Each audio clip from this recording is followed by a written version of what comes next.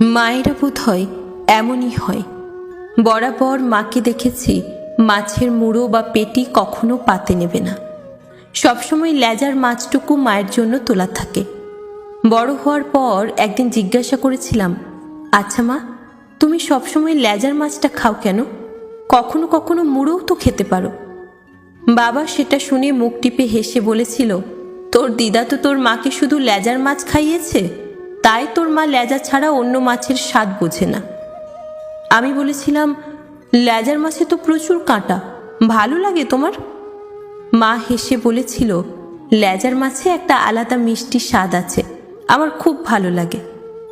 পেটুক আমি টেস্টের কথা শুনে একদিন লেজা খেয়ে দেখেছিলাম, কাঁটার কাঁড়ি ছাড়া বিশেষ কোনো স্বাদ বুঝিনি।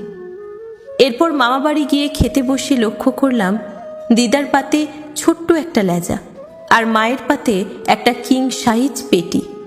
এর আগেও মামাবাড়িতে গেছি, খেয়েছি, কিন্তু এত ডিটেলে লক্ষ্য করিনি। আমি অবাক হয়ে দিদাকে বললাম, আরে মা তো পেটি খায় না গো, মাকে লেজাটা দাও। দিদা হেসে বলল, আমি তো তোর মায়ের মা, আমি জানবো না তোর মা কি খায় আর খায় না?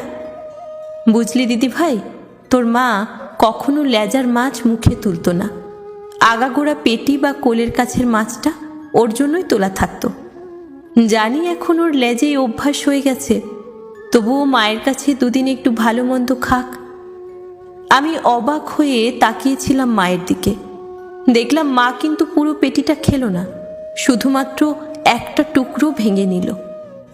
পরে মাকে অনেক চেষ্টা করেছি মুড়ো বা পেটি খাওয়াতে, কিন্তু নিজের মানুষটার উপর নাকি সংসারের উপর প্রবল অভিমানে জানি না, মা ওই এক টুকরো লেজ নিয়েই সন্তুষ্ট থাকত। তারপর সময় গড়িয়েছে, বিয়ে করেছি, সন্তানের মা হয়েছি।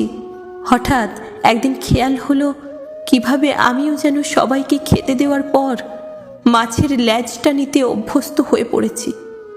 কতদিন হলো আমিও পাত সাজিয়ে খেতে বসি না। ভালো মন্দ রান্না হলে প্লেট ভর্তি করে নয়, বরং ছোট্ট একটা বাটি করে নিয়ে চেখে দেখতেই অভ্যস্ত হয়ে গেছি। না, জোর করে নয়, বাধ্য হয়েও নয়।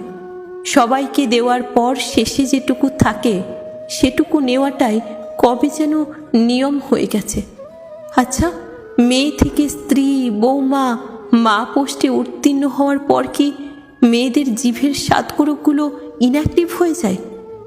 যেটুকু আছে সেটুকুই চেঁচে ফুঁচে নেওয়ার অভ্যেস কি সংসার তৈরি করে দেয়, নাকি আমরা নিজেরাই অভ্যাস করে নিই? কে জানে।